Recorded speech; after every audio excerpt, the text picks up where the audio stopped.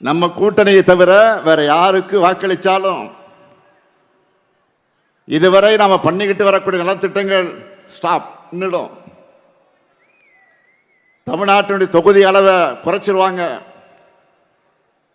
இதுவரை நாம் சாதிச்சு காட்டியிருக்கக்கூடிய வளர்ச்சியை பின்னோக்கி கொண்டு போயிடுவாங்க. வளர்ச்சி அரசியல் மாறி கலவர அரசியல் தான் தமிழ்நாட்டில் நடக்கும்.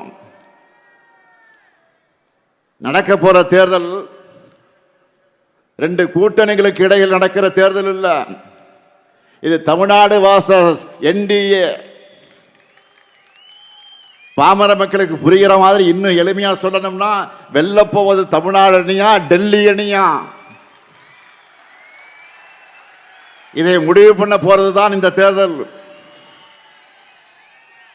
அரசியல் விருப்பு வெறுப்புகளுக்கு அப்பாற்பட்டு நம்ம தமிழ்நாட்டை தாய்நாட்டை காக்க எல்லோரும் திமுகவை ஆதரிக்க வேண்டிய தேவையை விளக்கணும்.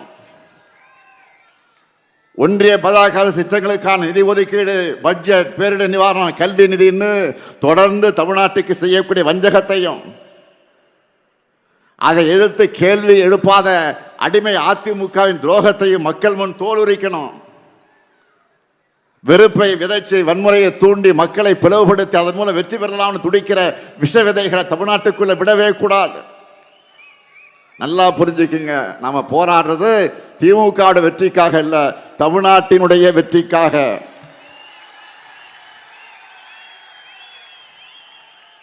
பாஜகவினுடைய டப்பா என்ஜின், பாஜகவின் டப்பா இன்ஜினுக்கு முன்னால தமிழ்நாட்டினுடைய திராவிட மாடல் சூப்பர் ஃபாஸ்ட் இன்ஜின் என்றும் தலைகுனியாது. இந்த உறுதியை தமிழ்நாட்டில் இருக்கக்கூடிய ஒவ்வொரு வீட்டுக்கும் ஒவ்வொரு வாக்காளர்களுக்கு கொண்டு போய் சேர்க்க வேண்டியது உங்களுடைய வேலை. களப்பணி மட்டும்தான் இனி உங்களுடைய முழு பணி.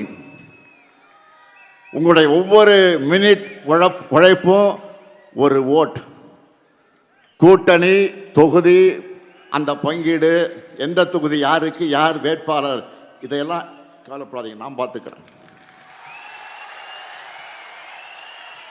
அதை என்கிட்ட விட்டுருங்க.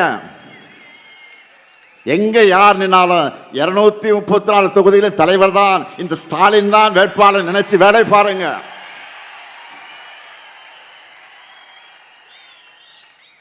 ஒற்றுமை இல்லாம இலக்கை அடைய முடியாது.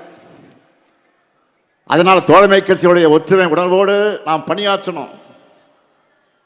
இதை பண்ணால 224 போல முழு வெற்றி நம்ம வசமாகிவிடும். தொடர்ந்து வெல்ல உழைப்போம், மீண்டும் வெல்வோம், மீண்டும் மீண்டும் வெல்வோம், வெல்வோம் ஒன்றாக. நன்றி.